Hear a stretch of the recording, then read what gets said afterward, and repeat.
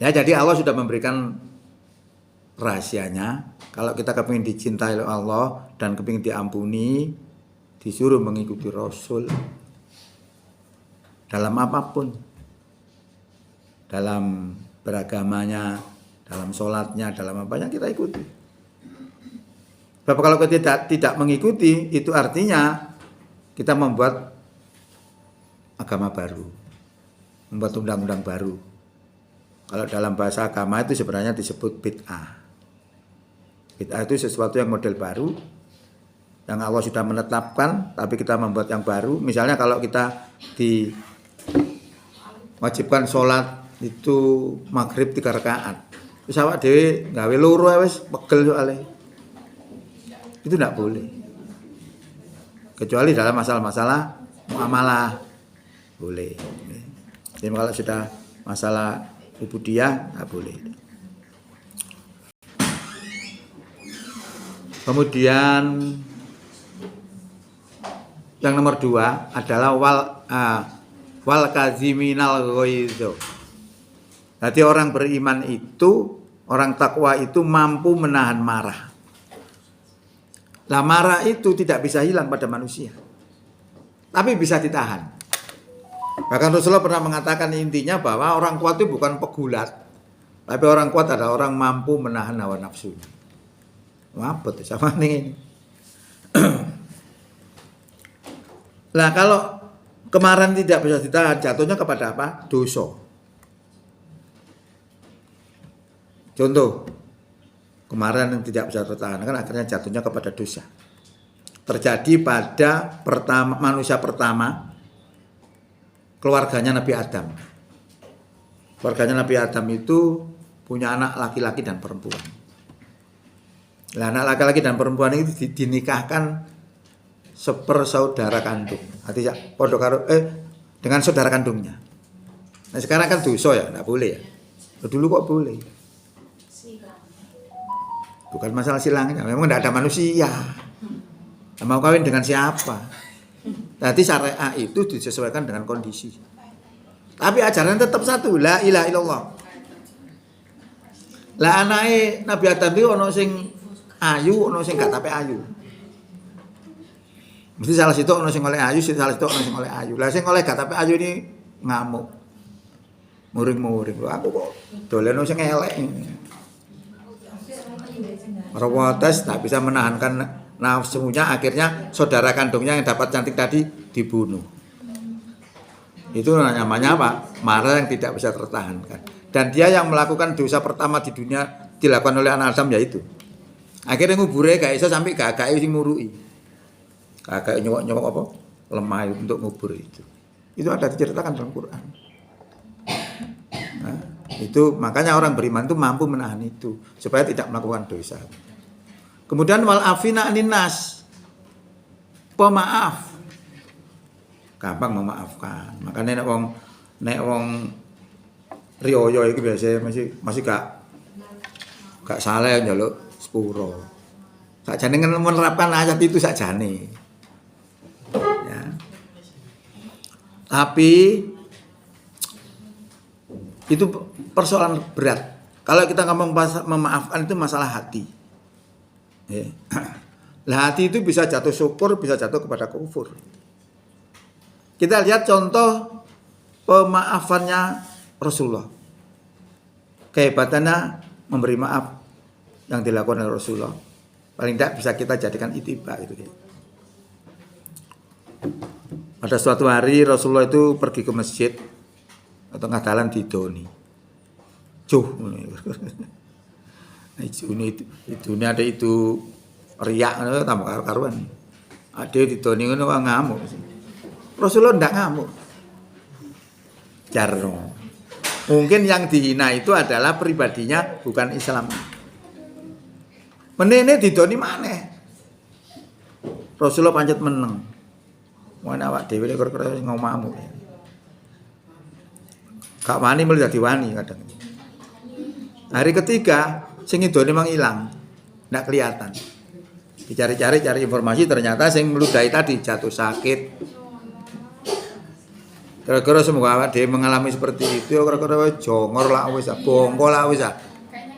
Kira-kira ngoten nggih. Kira-kira awak dhewe wong lemah. Iki Rasulullah plek ya mabut dalam hal seperti itu. Rasulullah itu klambi dijaluk dikekno iki. Awak dhewe digawe kekno sih oprek. Hebatnya. Maka setelah disambangi, orang yang meludahi tadi gak iso ngomong. Karena Rasulullah diperlakukan jelek seperti itu, ternyata Rasulullah sangat baik kepada dirinya. Akhirnya dia masuk Islam. Gara-gara apa? Kemaafannya Rasulullah, perilaku Rasulullah. Ini yang disebut dakwah bil hal, dakwah dengan perbuatan. Nah, itu contoh. Kemudian yang lainnya, ayat berikutnya, walladzina idza fa'alu fahisatan aw dzalamu. Dan orang-orang yang apabila melakukan perbuatan fahisah au dzalamu anfusahum. Fahisah itu perbuatan-perbuatan yang akhirnya menjurus kepada seksual. Bukan seks katok, seksual. Cirinya apa? Cirinya zakarullaha fastaghfaru lidzunubihim, dan memohon ampun kepada Allah atas dosa-dosanya dan tidak meneruskan apa yang mereka perbuat. Jadi orang takwa itu bukan orang yang tidak pernah melakukan kesalahan, tetapi ketika melakukan kesalahan, cirinya itu tadi. Zikir kepada Allah, ingat kepada Allah, zikir dengan pikirannya, zikir dengan lesannya, zikir dengan perbuatannya.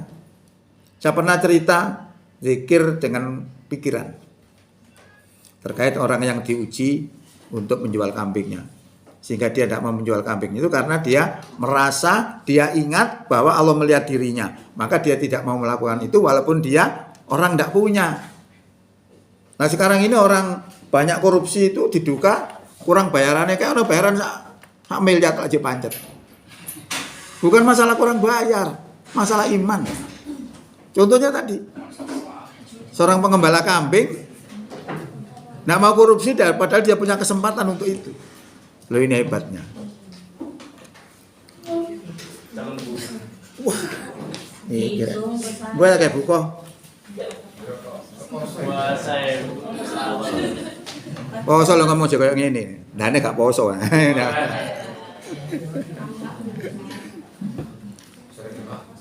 Saya tadi sebenarnya mau gak poso, wis.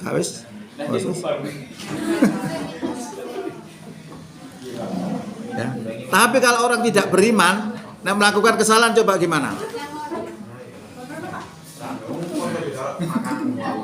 Loh, apa-apa, masalah mengarep pula gak apa-apa. Niat itu kekuatan luar biasa. Apa?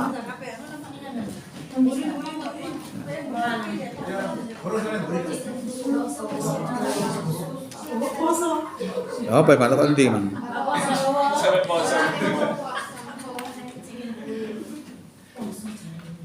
Ya, jadi dari mana tadi terakhirnya saya lupa ya.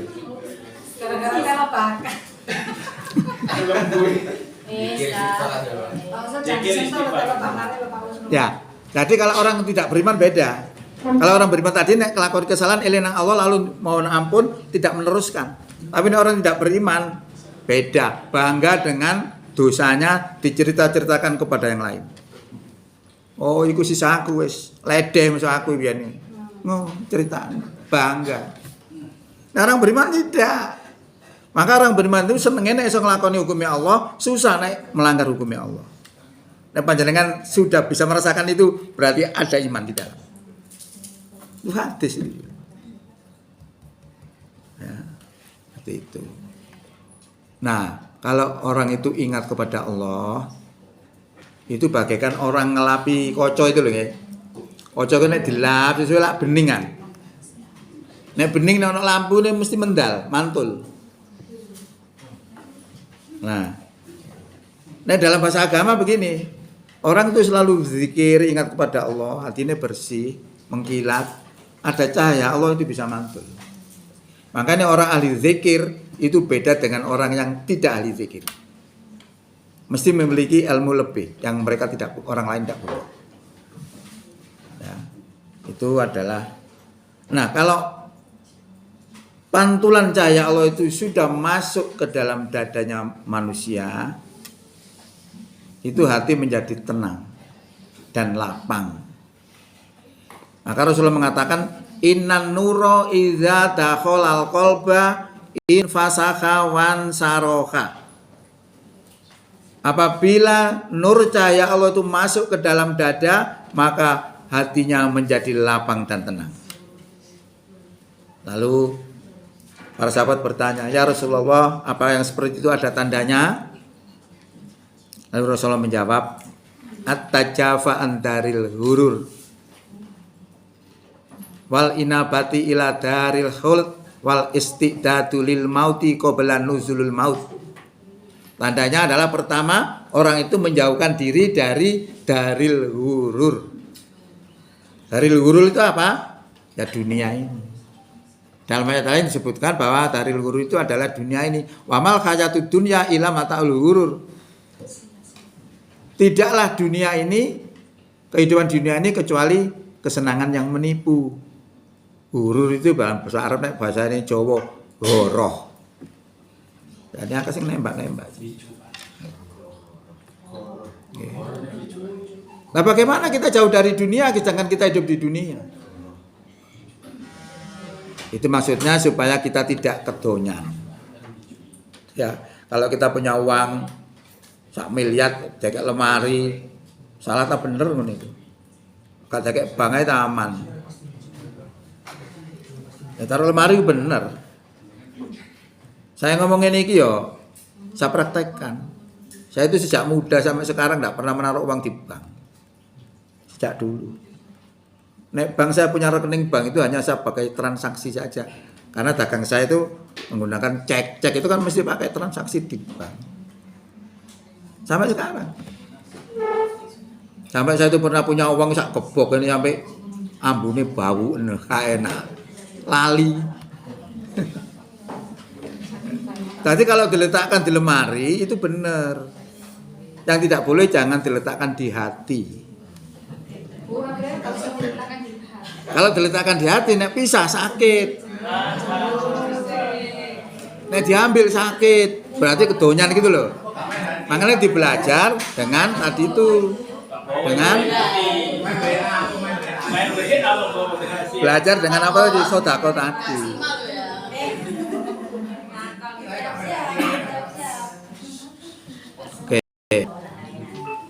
Di masalah apa itu tadi? Masalah zikir gitu. Nah, lama-lama nek orang yang selalu zikir, nomor loro tadi, orang itu menjauhkan diri, orang itu sadar akan kembali kepada negeri kelanggengan. Kita itu kan sadar ya, kalau kita akan kembali ke negeri akhirat ya. Tapi persiapan kita belum tentu ke sana. Wis tak sampeyan yakin. Andelok tika polae seru. Ya. Nomor 3, istidadu lil mauti qabla nuzulul maut. Orang itu akan mempersiapkan kematian sebelum datangnya kematian. Coba kalau 3, satu orang memiliki watak seperti itu luar biasa. Yang lakoni dosa kawani. Ya, sing arep wong wani lakoni dosa kok lali aja. Makanya Nabi Adam dulu itu berani melanggar itu karena lupa. Kenapa kalau lupa? Karena ditipu oleh iblis. Ya Adam, nek kamu kepingin kekal di dalam surga, nyedek pohon kuldi. Adam lali, melanggar, diusir. Kan itu. Ya, makanya ingat itu luar biasa dampak yang ditimbulkan. Nah, kalau orang itu terus-menerus zikir, akhirnya hatinya menjadi hidup. Nah, hati hidup itu apa sih? Hati hidup itu orang yang punya prinsip, orang yang tidak mudah terkontaminasi oleh hal-hal yang negatif. Sebaliknya kalau orang itu hatinya mati, berarti orang itu tidak pernah zikir, itu akan mudah terkontaminasi oleh hal-hal yang negatif. Saya bisa melihat orang itu ahli zikir apa enggak. Saya tahu. Sampai belajar Islam kayak apa saya tahu. Karena saya punya ilmu. Ya. Terus hati yang hidup itu diibaratkan seperti ikan di lautan, walaupun kecil sebesar ibu jari, berada di dalam lautan yang asin, Katakan selama 50 tahun diterjang ombak dari atas, bawah, kanan, kiri. Selama ikan itu hidup, maka ikan itu rasanya tetap tawar. Asinnya laut tidak bisa masuk. Kenapa tidak bisa masuk? Karena dibentengi oleh hidupnya ikan. Lah kalau tidak percaya boleh beli ikan laut di pasar. Jangan makan mesti anyep. Nah, asin itu karena sudah mati asalnya tadi. Mati telepon air asin langsung jadi asin. Itu artinya kalau orang itu hatinya hidup berada di lautan masyarakat yang gelombang masyarakat itu bermacam-macam, ada hitam, kuning, hijau, putih, macam-macam. Selama hati orang itu hidup, maka coraknya masyarakat yang bermacam-macam itu tidak akan bisa masuk ke dalam hati yang hidup. Punya prinsip. Tapi kalau hatinya itu mati, kumpul dengan penjudi akan jadi penjudi. Kumpul dengan penipu akan jadi penipu. Kumpul dengan koruptor akan jadi koruptor. Terkontaminasi. Nah, macam kan bisa lihat aja. Orang itu kumpul penjudi kok jadi penjudi, pasti mati hatinya itu. Itu rumus. Ya, makanya ini dampak yang timbulkan dari indikator takwa itu luar biasa. Ya.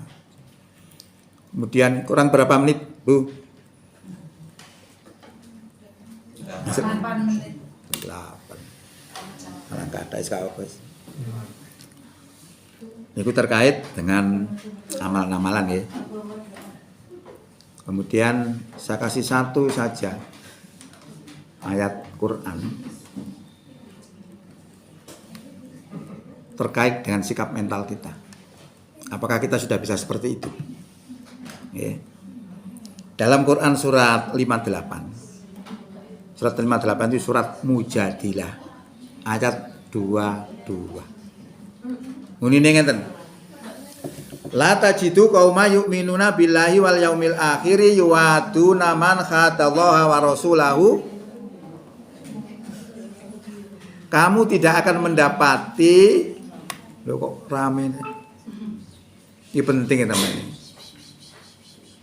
Kamu tidak akan mendapati satu kaum yang kaum itu beriman kepada Allah dan hari kiamat, akan berkasih sayang kepada penentang-penentang Allah dan Rasul-Nya. Jadi orang beriman itu tidak mungkin berkasih sayang kepada penentang-penentang Allah dan Rasul-Nya. Kalau kita masih melihat umat Islam masih berkasih sayang kepada penentang-penentang Allah dan Rasul-Nya, melanggar Quran. Saya tahu karena saya baca, ngerti ya. Makanya dulu waktu wong Indonesia 5 nanggone Israel. Lah, perang Israel. Wong Israel perang mbek wong Islam kayak mau dibantai seperti itu. Kok kita bermanis-manis selfie-selfian di Israel. Bener enggak seperti itu? Nah, kalau kita lihat dalam Quran tuh enggak boleh. Itu ada di dalam Quran surat 60 ayat 1. Lebih khusus itu tidak boleh menjadikan mereka teman. Nah ini tadi begitu juga. Jadi orang beriman itu tidak mungkin akan berkasih sayang kepada penentang-penentang Allah dan Rasulnya. Walau kanu. Walau itu ya walau. Bahasa Indonesia walaupun itu ya. Walaupun kanu mereka itu adalah aba hukum. Bapak-bapakmu. Au abnaakum atau anak-anakmu. Au ikhwanakum atau saudara-saudaramu. Au asiratakum ataupun keluargamu. Jadi maksudnya orang beriman dan takwa itu tidak mungkin berkasih sayang kepada penentang-penentang Allah, walaupun yang menentang itu adalah bapak-bapak kita, anak-anak kita, teman-teman kita dan kaum keluarga kita. Radikal ya. Saged nglakoni. Lah yang seperti begini ini paling ditakuti oleh orang-orang barat.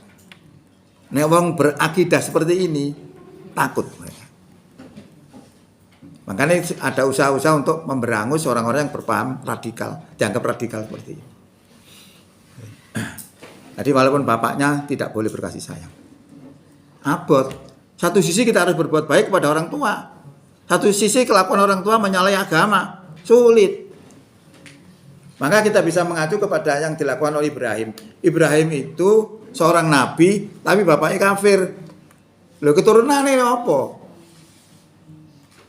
Ibrahim keturunannya wong kafir. Tadi nabi. Tapi ada nabi yang punya keturunan kafir. Nabi Nuh. Nabi Nuh seorang nabi punya anak kafir. Jadi sebenarnya bukan ukuran ya. Keturunannya bukan ukuran. Ukurannya wong api yang akhirnya melendes ya banyak. Siapa? Balaam. Balaam itu orang yang luar biasa, hebatnya. Akhirnya tersungkur di hadapan Allah, dipermakan seperti anjing. Famasaluhu kamasalil kalab, intakmil alai yalhas, autatruhu yalhas. Zalika masalul qaumil ladzina kazzabu bi ayatina faksusil qasasal alahum yatafakarun. Perumpamaan mereka seperti anjing. Kalau anjing itu kamu halau, anjing itu akan menjulurkan lidahnya. Kalau anjing itu kamu biarkan, maka anjing itu juga akan menjulurkan lidahnya. Itulah perumpamaan orang yang mendustakan ayat-ayat kami. Faksusil qasaso. Ceritakan kisah itu. La'allahum yatafakarun, agar mereka mau berpikir. Dengan ini apal saya juga. Karena untuk menghadapi orang-orang yang ngomong suap, sapunya gaconya.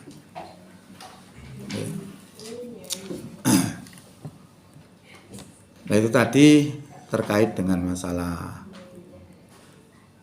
keluarga kita.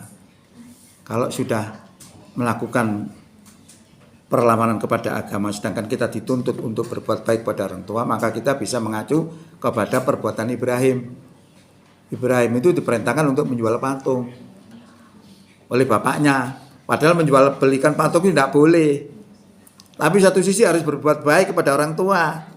Akhirnya apa? Patung diterima saja tapi tidak dijual. Nah itu diplomasinya Nabi Ibrahim. Itu tadi begitu. Lah yang kita anggap abot iki, ya kita belum tentu bisa ngelakoni. Kata Allah, ulaika wong sing koyo mengkono-mengkono iku sing diceritakane niku wau kataba fi qulubihimul iman.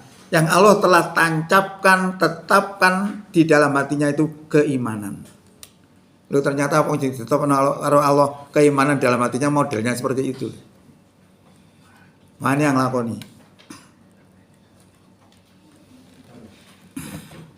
Ya, nanti saya juga ceramah nanti, beda temanya nanti, karena ada anggapan agama itu gak usah medeni. Nah itu anggapannya dia. Ya anggapannya dia itu berarti pendapat. Nah pendapat itu kita beragama itu apa acuannya? Kalau anggapannya seperti itu kemudian tidak mengeluarkan dalil, ya dipertanyakan. Saya sudah siapkan itu. Nah itu masuk paham agama juga. Ya. Ini tadi apa? Masalah apa tadi? Masalah kalau orang tua menyalahi perintah Allah. Ulaika kataba fi qulubihimul iman wa ayyahum bi ruhim minhu, dan Allah memperkuat dengan pertolongannya. Wa yudkhiluhum jannatin tajri min tahtihal anharu khalidina fiha. Dan Allah akan memasukkan mereka-mereka yang digambarkan itu tadi ke dalam surga yang kekal di dalamnya. Radhiyallahu anhum wa radu'an. Bukan radhiyah ini, bukan. Radhiyallahu anhum. Allah ridho kepada mereka dan mereka pun ridho kepada Allah. Coba. Ulaika hizbullah, mereka-mereka itu adalah hizbullah, kelompoknya Allah, barisannya Allah. Ala inna hizballahi humul muflihun, maka ketahuilah sesungguhnya kelompoknya Allah inilah yang akan menang. Nah ini karakter-karakter itu kalau saya dulu itu saya kumpulkan. Maka kalau saya panjenengan bandingkan saya dengan orang Muhammadiyah semua di Mojokerto, beda. Karena saya didikannya bukan murni dari Muhammadiyah aja. Ya saya digembleng itu sebagai militansi orang-orang yang berjuang. Maka resiko saya juga besar dulu. Dan itu melekat sampai sekarang. Ya. Makanya saya tidak mau menyembunyikan agama itu. Agama A atau Arab B, tidak boleh. Rata-rata kalau orang Indonesia memahami itu apa? Agama itu 5 item, syahadat, sholat, zakat, puasa, haji. Nah kalau saya memahami tidak seperti itu. Belajar tuh Islam itu Quran dan hadis. Kalau kita pelajari dua-dua ini akan muncul 3 ajaran besar. Satu tentang akidah. Akidah bicara tentang keimanan.